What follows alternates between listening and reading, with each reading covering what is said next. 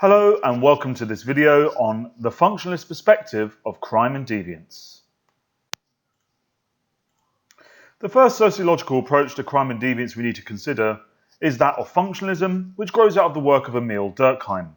Functionalists see society as a system with a shared value consensus. That is to say that broadly speaking, society is based on agreement. This is disrupted by crime and deviance when it occurs. However, functionalists would argue that deviance is inevitable and in some instances can be in fact good for society. So we need to consider, do certain conditions foster crime? And why do subcultures of delinquency exist? How and why do they come about? As a quick reminder, functionalism is the view that society is a system of interrelated and interdependent units. And this is held together by a shared value consensus. These units may include things such as the family, education, the government, the media, and so on. And what binds them together is an agreement about what is important in our society. Sharing culture creates what is known as social solidarity, that is to say individuals in society, because we share culture with each other, we feel a sense of connection and brotherhood with each other. And this shapes how we think and how we behave towards each other and towards society more generally. Society has two mechanisms by which to create this social solidarity. Firstly, socialization, which helps individuals internalize society's norms and values. So here we're thinking about primary socialization in the family and secondary socialization that takes place in places such as education. Secondly, social control, a mechanism which rewards compliance and conformity to the norms and rules within our society, but punishes deviance from them, upholding therefore expected behaviours. One would normally assume that functionalists would be wholly negative regarding crime and deviance, as it upsets the optimum functioning of our society.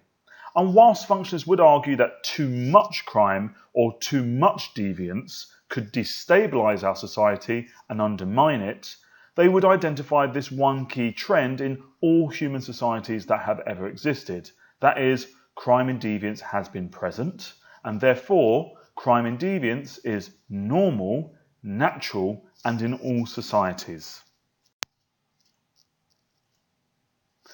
The question for us, therefore, is why is crime inevitable? Why is it normal, natural, and in all societies?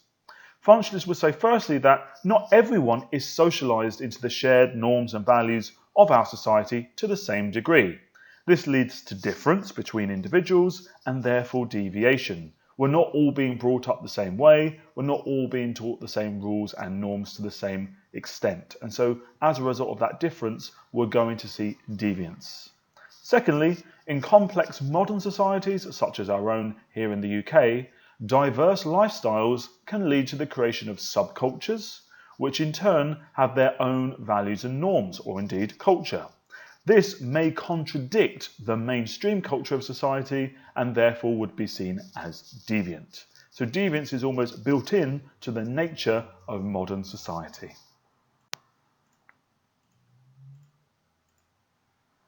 Durkheim argued that in modern societies there is a tendency towards what he referred to as anomie, also known as normlessness, or a lack or loss of norms, or that which is considered to be normal.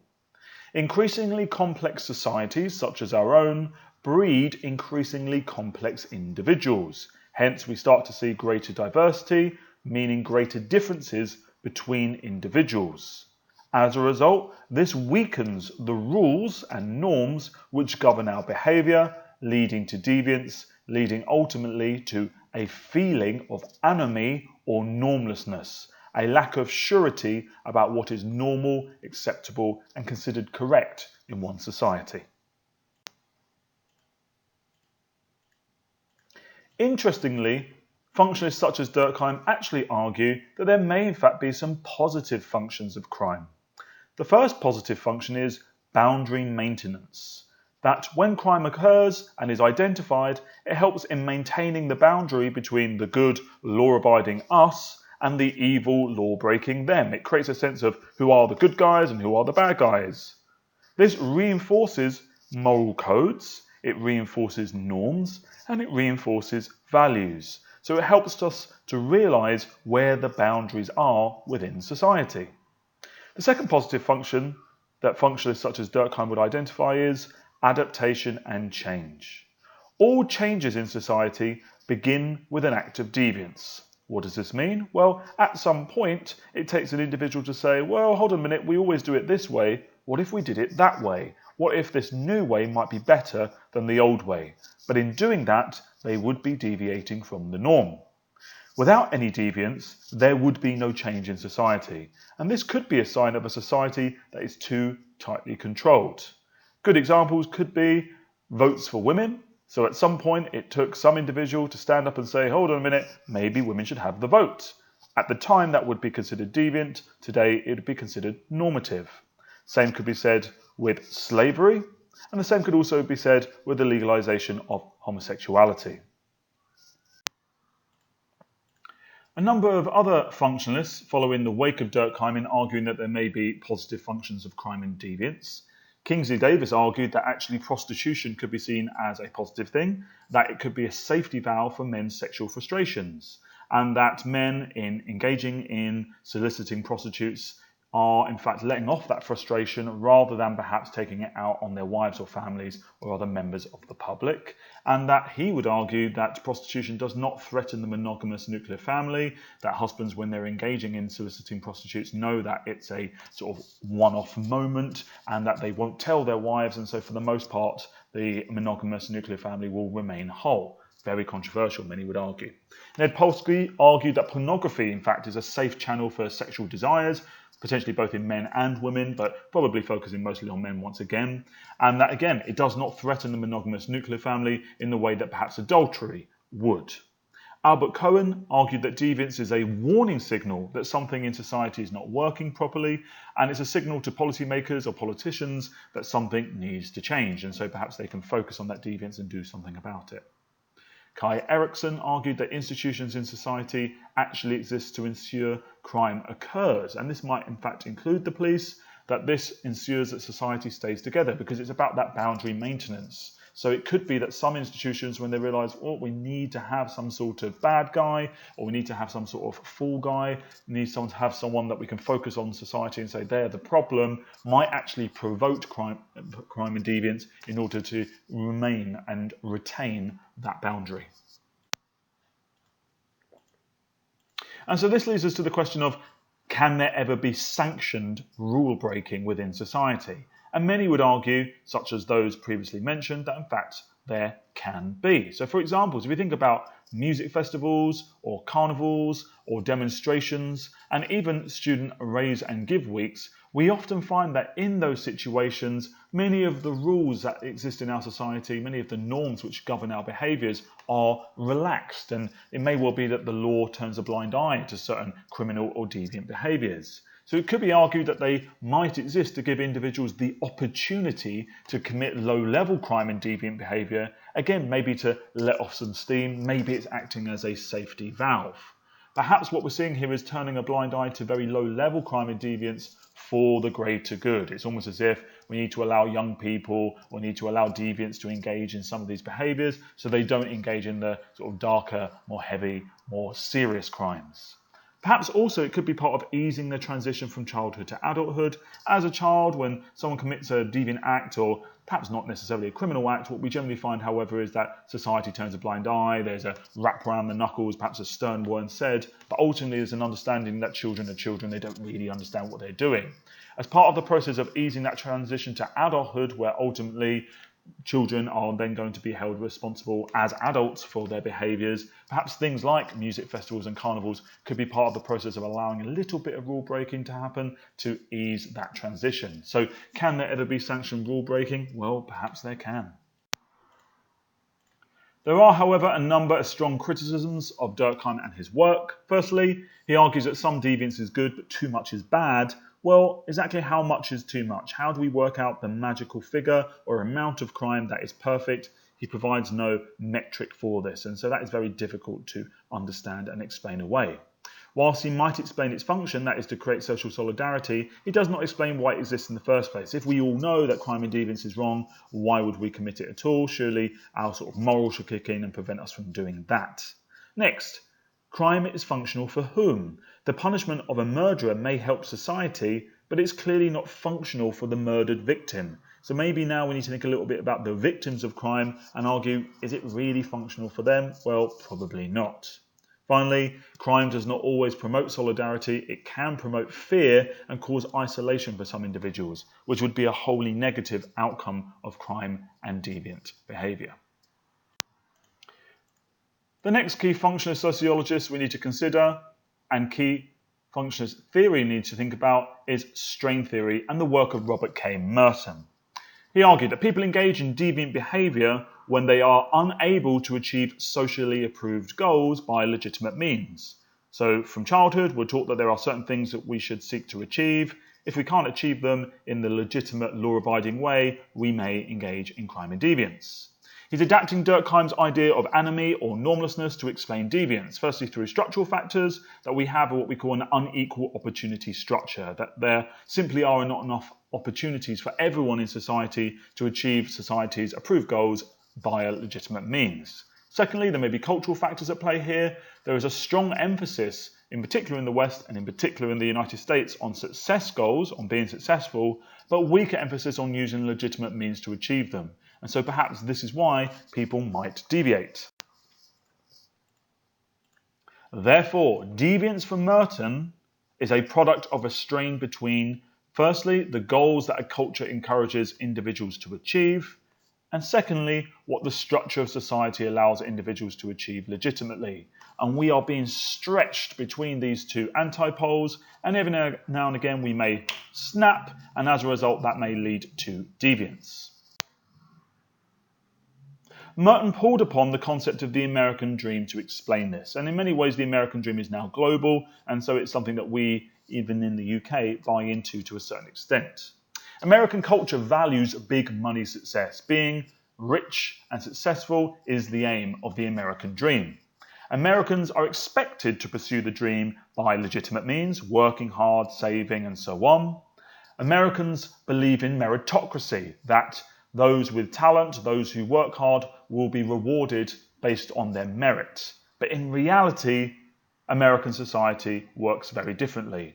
What we see in America is widespread disadvantages, discrimination, and poverty, in particular towards the working classes and those from Black, Asian, and minority ethnic groups. Therefore, the goal of money and success and the lack of opportunity via legitimate means to achieve this leads to stress and strain, and therefore potentially deviance. The norms to prevent deviance, ultimately, Merton argues, are not strong enough, and that actually Americans generally believe in success by any means, that is, do whatever you need to do in order to achieve. And this can be summed up in the phrase, to the victor the spoils. Whoever wins gets to make their own rules. Whoever wins gets to rewrite history. And so ultimately they can make themselves appear as if they were not deviant, but were simply successful.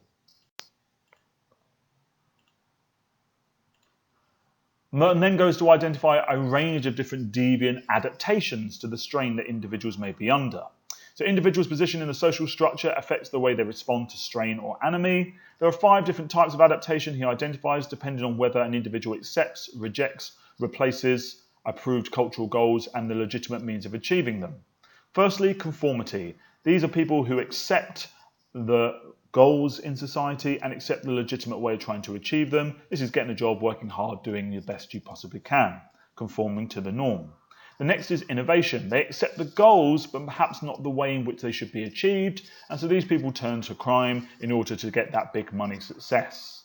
Next, ritualism. These individuals no longer accept the goals, that is to say they no longer feel they are possible to be achieved, but at the same time they still go through the same means of trying to achieve them. So life has become a ritual for them. They simply plod on, trying to achieve, knowing that chances are they probably never will.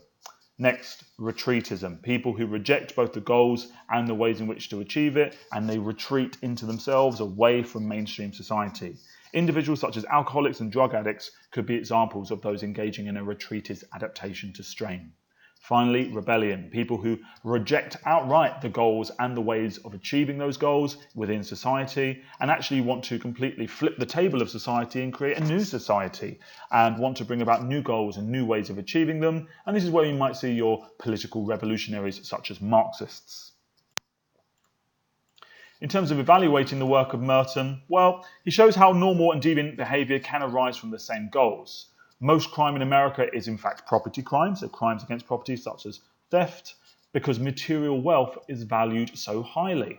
Also, we find that lower class crime rates are much higher, and this is because they have the least opportunities. There does seem to be some strength to Merton's ideas. However, working class crime is overrepresented in crime figures. We generally find that perhaps there is an absence of focus on middle class crime or white collar crime, and so statistics cannot necessarily be taken at face value.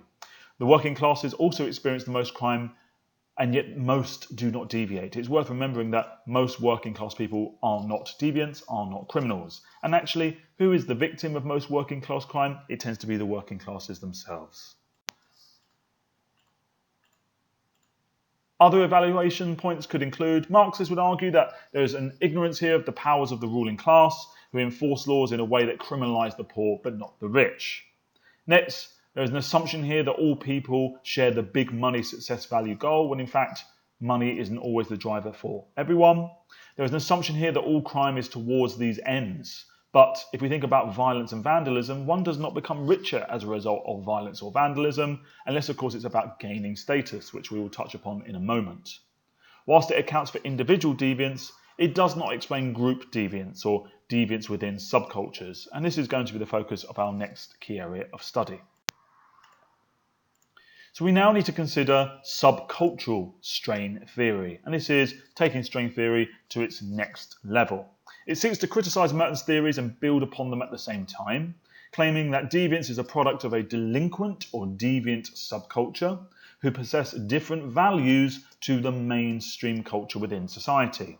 This leads to the creation of an alternative structure of merit and achievement, that is to say, different ways of gaining merit and achievement or status. And primarily we're going to find that subcultural strain theory is going to be working on or focusing on the middle classes, as this is primarily a working class phenomenon. So this brings us on to the work of Albert Cohen, who is looking at subcultural strain theory, and there's a number of key concepts within this. Firstly, status frustration. He argued that deviance is largely a lower or working class phenomenon, and that the inability of the lower or working classes to achieve mainstream success goals via legitimate methods leads to this deviance. Cohen criticises Merton for the focus on individual deviance rather than group deviance. Also that Merton focuses on crime for a purpose, such as theft and fraud, where one becomes richer as a result of engaging in that behaviour, whilst ignoring assault and vandalism and what might be gained from this.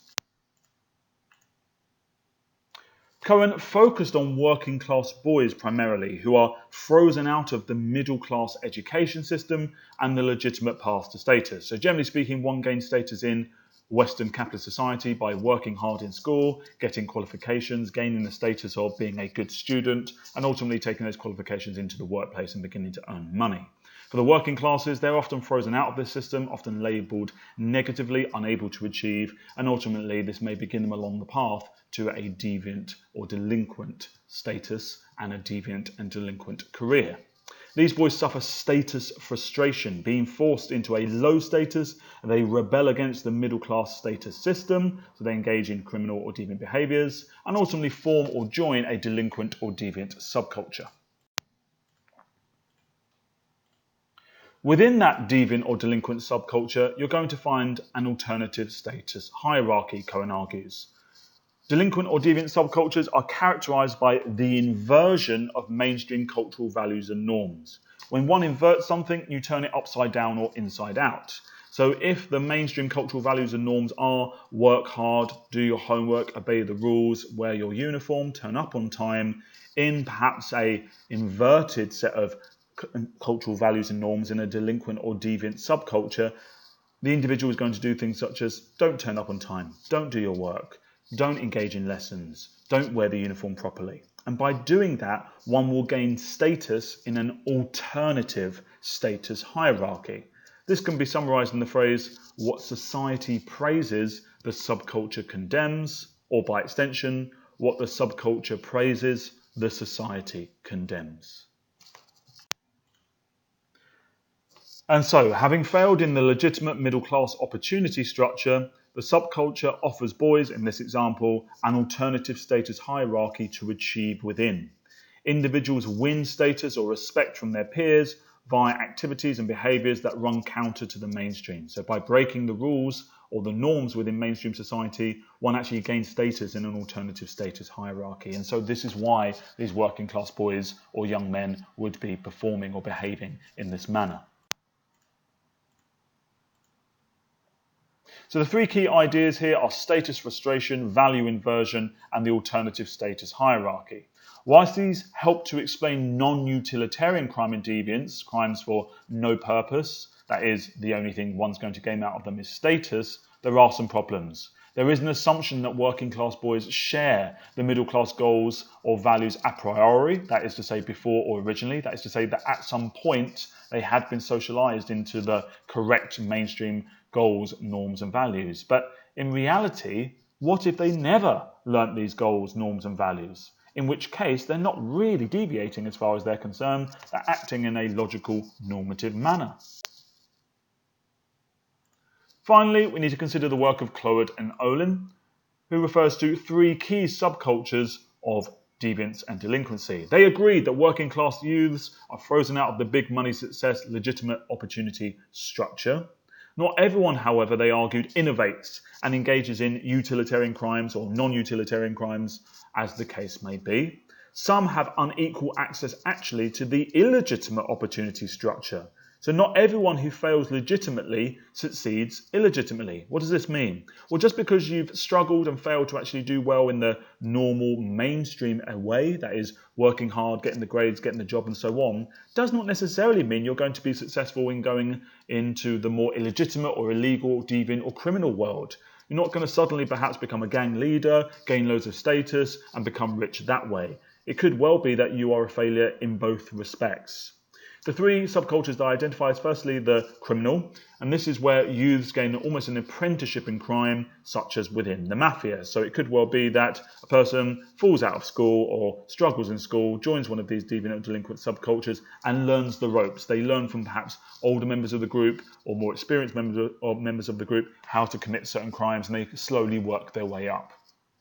Next, the conflict subculture. You tend to find these in areas where there is a high population churn, lots of people moving in, moving out. So rather than having tight-knit gangs or groups with strict hierarchies, instead you're going to have very loose affiliations of individuals who are primarily fighting for territory and often fighting amongst themselves rather than perhaps engaging in utilitarian crime. And you find this occurring in places such as East London and other major cities all over the world. Finally, the retreatist subculture. These are people who have failed in both the legitimate and illegitimate opportunity structure. They tend to retreat into themselves, very similar here to what we looked at before with Merton. And this could be individuals such as drug abusers or alcoholics. In terms of criticisms of Cloward and Ohlin, there's a range once again. Firstly, they agree with Merton and Cohen that most crime is working class, thus ignoring the crimes of the wealthy, which would be a concern for Marxists. Their theory is arguably too deterministic and over-predicts the extent of working class crime.